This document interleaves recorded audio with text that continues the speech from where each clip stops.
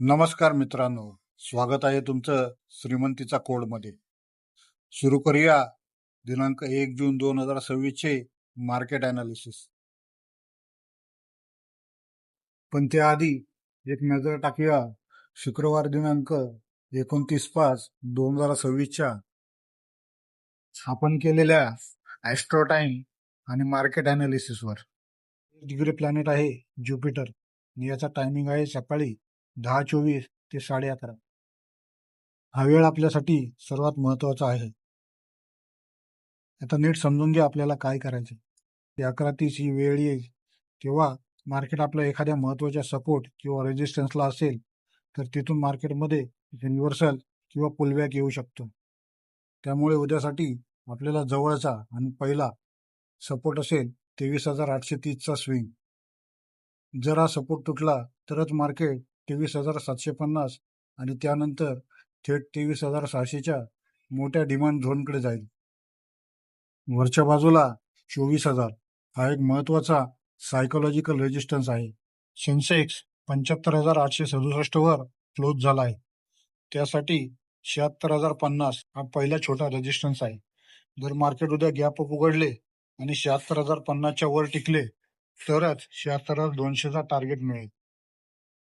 पण जर मार्केट खाली आले तर पहिला सपोर्ट 75,700चा असेल आणि 75,500चा दुसरा सपोर्ट असेल. आता निफ्टीचा 15 मिनिटाचा चार्ट बघा. सगळ्यात आधी आपण ॲस्ट्रो टाइम बघूया. आपण प्रेडिक्ट केलेला टाइम होता 10:24 ते 11:30. तुम्ही 10:30ची कॅन्डल बघा. त्यानंतर मार्केटने जो रिव्हर्स घेतलाय तो थेट 23,600च्या खाली जाऊन थांबलाय. आता आपण काढलेल्या निफ्टीच्या लेवल चेक करूया. पहिला रेजिस्टन्स होता 24,000. त्या रेजिस्टन्सला मार्केटने पहिल्याच कॅन्डलमध्ये टच केले पण ब्रेक नाही केले. 10:30च्या आसपास मार्केटने 24,000च्या लेवलला टच करण्याचा पुन्हा प्रयत्न केला पण तिथून मार्केट जे रिव्हर्स झाले ते थेट 23,830च्या लेवलला थांबले. तिथे थोडा वेळ घालवल्याच्या नंतर ती लेवल सुद्धा मार्केटने ब्रेक केली आणि खाली जाऊन 23,750 आणि डायरेक्ट 23,600ची लेवल गाठली. आता हा सेन्सेक्सचा चार्ट बघा. पहिल्या कॅन्डलमध्येच सेन्सेक्सने आपल्या रेजिस्टन्स लेवल 76,200ला टच केले पण ब्रेक नाही करू शकले. त्यानंतर 10:30च्या आसपास मार्केटने पुन्हा प्रयत्न केला पण आपण काढलेल्या ॲस्ट्रो टाइमला रिस्पेक्ट करत मार्केटने रिव्हर्सल घेतला. त्यानंतर मार्केट येऊन थांबले आपल्या पहिल्या सपोर्टला म्हणजे 75,700ला. तिथे थोडा वेळ घातल्याच्या नंतर मार्केट परत खाली आले 75,500च्या लेवलला थांबले. तिथे बराच वेळ थांबल्यानंतर मार्केटने तीही लेवल तोडली आणि आपली शेवटची लेवल 75,183ला ब्रेक करून थेट 74,800 या लेवलला जाऊन थांबले. काल मार्केट पडण्यामागे आणि विशेषतः दुपारनंतर अचानक मोठी घसरण होण्यामागे 3-4 महत्वाची आणि मोठी कारणे होती. सगळ्यात पहिलं रिझन होतं MSCI रिबॅलन्सिंग.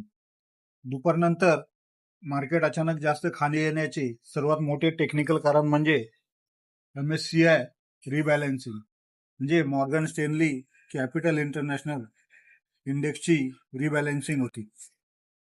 या रिबॅलन्सिंगचा परिणाम शुक्रवारी मार्केट बंद होताना शेवटच्या 30 मिनिटात होणार होता. याचं दुसरं कारण होतं IMDचा मान्सून बाबतचा अंदाज. दुपारच्या सुमारास हवामान खात्याने देशातील मान्सूनचा नवा अंदाज जाहीर केला जो बाजारासाठी नकारात्मक ठरला. IMDने पावसाचा अंदाज 92% वरून कमी करून 90% केला. म्हणजे यावर्षी पाऊस सामान्यपेक्षा कमी पडण्याची शक्यता वर्तवली आहे. गेल्या 11 वर्षातील हा सर्वात कमी मान्सूनचा अंदाज आहे. त्यामुळे ग्रामीण भागातील मागणी कमी होईल आणि अन्नधान्याची महागाई वाढेल अशी भीती गुंतवणूकदारांमध्ये निर्माण झाली आणि चौफेर विक्री सुरू झाली. याचं तिसरं महत्वाचं कारण होतं US आणि इराण शांतता करार. अमेरिका आणि इराण यांच्यातील युद्धबंदी 60 दिवसांसाठी वाढवण्याबाबत मसुदा तयार झाल्याच्या बातम्या आल्या होत्या. परंतु या कराराला अमेरिकेचे राष्ट्राध्यक्ष डोनाल्ड ट्रम्प यांच्याकडून अजून अधिकृत मंजुरी मिळालेली नाही. विकेंडला जागतिक पातळीवर काही उलटफेर होऊ नये म्हणून सावधगिरीबाबत मोठ्या इन्व्हेस्टरनी शुक्रवारी दुपारनंतर प्रॉफिट बुकिंग करणे पसंत केले. आणि शेवटचं कारण होतं FII, परदेशी संस्थागत गुंतवणूकदार यांच्याकडून सतत गेल्या काही सत्रापासून भारतीय बाजारात विक्री सुरू आहे. शुक्रवारी देखील यांच्याकडून मोठ्या प्रमाणावर लार्ज कॅप शेअर्समध्ये सेलिंग झाल्यामुळे इंडेक्सवर दबाव वाढला. आता सुरुवात करूया 2 जूनच्या मार्केट अनालिसिसला. सर्वप्रथम बोलूया निफ्टीबद्दल. निफ्टी 15 मिनिटांच्या चार्टवर जवळजवळ 23,609च्या आसपास क्लोज झाला आहे.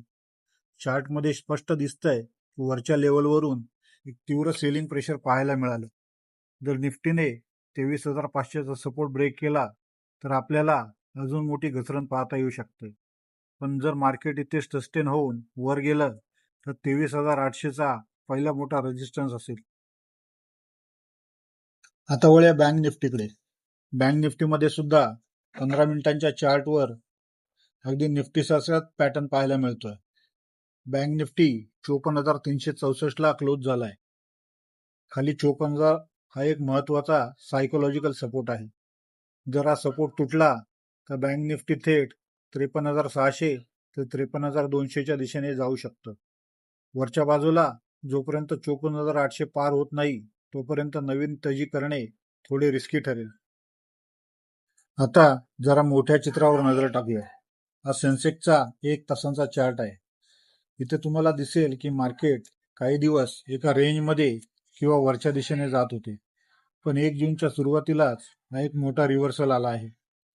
सेन्सेक्स सध्या 74,985 वर म्हणजे जवळजवळ 75,000च्या क्रिटिकल लेवलच्या खाली क्लोज झालाय. हा ब्रेकडाऊन पुढे कंटिन्यू होतो की नाही हे पाहणे महत्वाचे ठरेल. हा सेन्सेक्सचा 5 मिनिटांचा चार्ट आहे. इथे इंट्राडे मधील सेलिंगची तीव्रता स्पष्ट दिसत आहे. मार्केट उघडल्यापासून हळूहळू खाली येत होतं आणि शेवटी एका झटक्यात मोठी पडझड झाली. अशा मार्केटमध्ये घाईघाईने कोणती कॉल पोझिशन घेणे धोक्याचे ठरू शकते.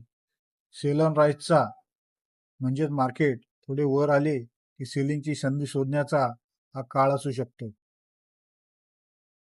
निफ्टी, बँक निफ्टी आणि सेन्सेक्स या तिन्ही चार्टवर लेवल मार्क केलेले आहेत. त्याचा स्क्रीनशॉट तुम्ही घेऊ शकता. आता आपण मार्केटच्या केवळ चार्ट्सवर नाही तर पडद्यामागे चालू असलेल्या मोठ्या प्लेअरच्या पोझिशनवर म्हणजे ऑप्शन चेन डेटावर सविस्तर चर्चा करणार आहोत. जेव्हा मार्केटमध्ये अशी मोठी घसरण होते तेव्हा कॉल रायटर्स आणि पुट रायटर्स काय करतायत हे समजून घेणे खूप महत्वाचे असते. सगळ्यात पहिलं पाहूया निफ्टीचा 2 जूनच्या एक्सपायरीचा डेटा.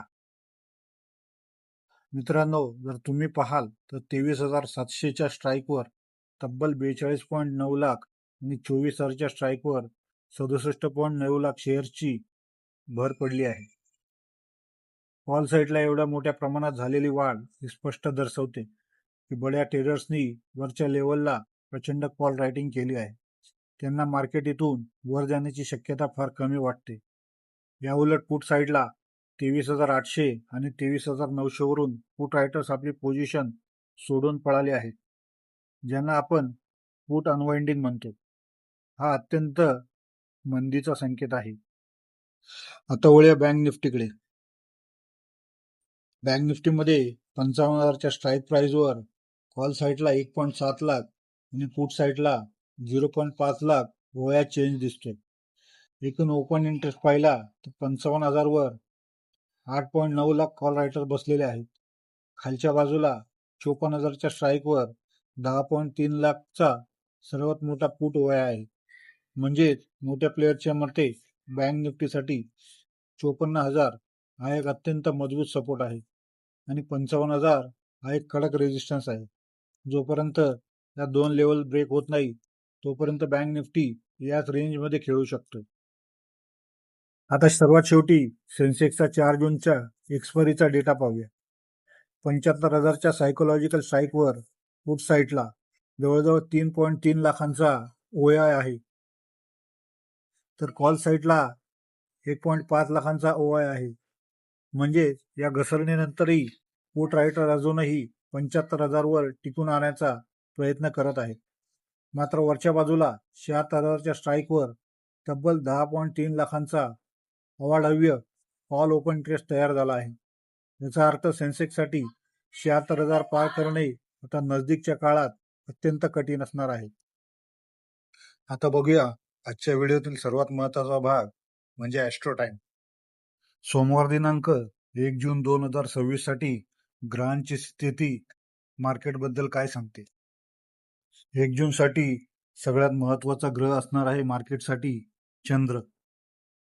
चंद्रामुळे मार्केट ट्रेंडिंग राहण्याची शक्यता जास्त आहे.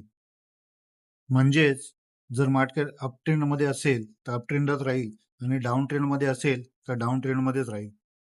सोमवारसाठी ज्युपिटर म्हणजे गुरु आणि मून म्हणजे चंद्र हे दोन ग्रह आपल्यासाठी हायएस्ट डिग्रीवर आहेत. पण गुरुची वेळ सकाळी 8:12 ते सकाळी 9:18 असल्यामुळे ती वेळ आपल्या काही उपयोगाची नाही. आपला दुसरा ग्रह चंद्राची वेळ आहे दुपारी 1:42 ते 2:48. या 1 तासाच्या वेळेत जर मार्केट कोणत्या सपोर्ट लेवलला असेल तर तिथून पुलबॅक आणि जर रेजिस्टन्स लेवलला असेल तर तिथून रिव्हर्सल येण्याची शक्यता जास्त असते. तेव्हा हा वेळ बघूनच ट्रेड करा. तर मित्रांनो, तुम्हाला आजचे मार्केट अनालिसिस आणि ॲस्ट्रो टाइम प्रिडिक्शन कसे वाटले कमेंटमध्ये नक्की सांगा.